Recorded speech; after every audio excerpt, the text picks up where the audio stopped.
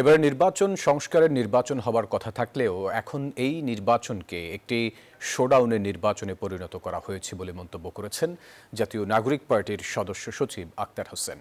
মঙ্গলবার শহীদ আবু সায়েদ international convention সেন্টারে দিনব্যাপী জাতীয় যুব শক্তির প্রতিনিধি সম্মেলনে এই কথা বলেন তিনি। বলেন, সংস্কারের পক্ষে বিএনপি জামাত কোনো দলই কথা বলছে না, একমাত্র এনসিপি সংস্কারের দাবি জিয়ে রেখে রাজনীতি করছে। এদিকে মুক্তিযুদ্ধ ও ধর্মের কাঠ খেলে আগামীতে আর রাজনীতি চলবে না বলে মন্তব্য করেন এনসিপির মুখ্য সমন্বয়ক নাসিরউদ্দিন পাটোয়ারী। তিনি বলেন, অনলাইনে কিংবা ধর্মের নামে যুবশক্তিকে ভয় দেখিয়ে দমানো যাবে না, আগামীর রাজনীতি হবে সংস্কারের।